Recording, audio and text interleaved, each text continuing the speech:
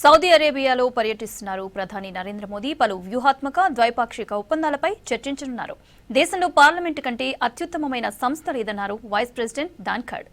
వక్ఫ్ సవరణ చట్టం ముస్లింల ప్రాథమిక హక్కులు హరించేలా ఉందన్నారు ఎంఐఎం చీఫ్ ఓవైసీ. న్యాయ వ్యవస్థపై అనుచిత వ్యాఖ్యలు చేసిన బీజేపీ ఎంపీ దూబేపై చర్యలు తీసుకోవాలన్నారు కూటమి లీడర్లు.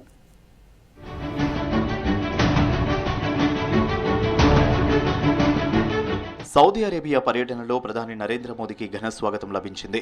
జెడ్డాలో ల్యాండ్ కాగానే సాదరంగా ఆహ్వానం పలికారు Saudi crown prince Mohammed bin Salman. సౌదీలో 2 రోజులు పర్యటించనున్నారు మోదీ. ఈ సందర్భంగా పలు వ్యూహాత్మక ద్వైపాక్షిక ఒప్పందాలపై చర్చించనున్నారు ఇరు దేశాల నేతలు.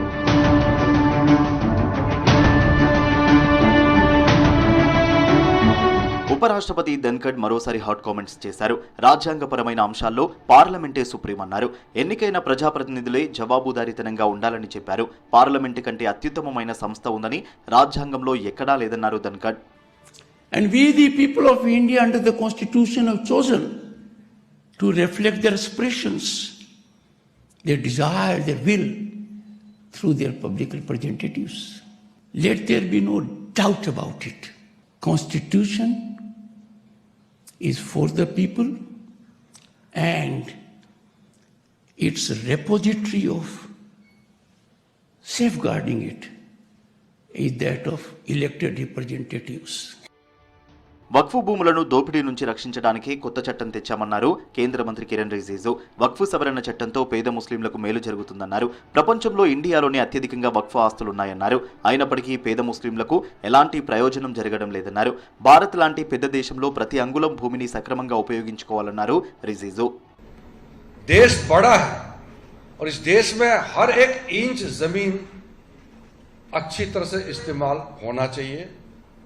इसके लिए अच्छा कानून होना चाहिए, सिस्टम अच्छा होना चाहिए और हमारा देश का जमीन हमारा देश के गरीबों के लिए काम आना चाहिए.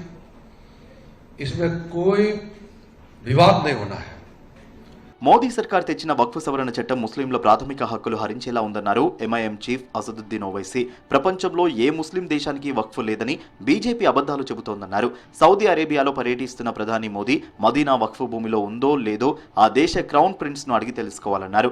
ప్రజాస్వామ్య దేశమైన రాచరిక దేశమైన ప్రతి ముస్లిం దేశంలో వక్ఫ్ ఉందన్నారు ఓవైసీ.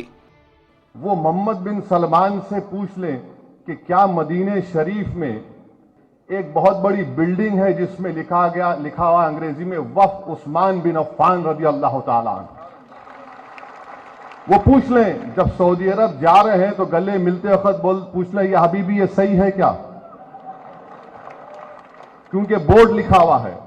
तो हर इस्लामी मुल्क में मुस्लिम मुल्क में चाहे वहां पर जमहूरियत हो या बादशाहत हो वफ़ का तसव्वुर है और रहेगा. న్యాయ వ్యవస్థపై బీజేపీ ఎంపీ నిషికాంత్ దూబే వ్యాఖ్యలకు వ్యతిరేకంగా ఢిల్లీలో యూత్ కాంగ్రెస్ నిరసనకు దిగింది. దూబేపై కోర్టు ధిక్కార కేసు నమోదు చేయాలని డిమాండ్ చేశారు. సుప్రీంకోర్టును సీజేఐని అవమానించిన పార్టీ నుంచి బీజేపీ ఎందుకు సస్పెండ్ చేయడం లేదని ప్రశ్నించారు. కేంద్ర ప్రభుత్వం ఆర్ఎస్ఎస్ నిబంధనల ప్రకారం కాకుండా రాజ్యాంగం ఆధారంగా పనిచేయాలన్నారు కాంగ్రెస్ నేతలు.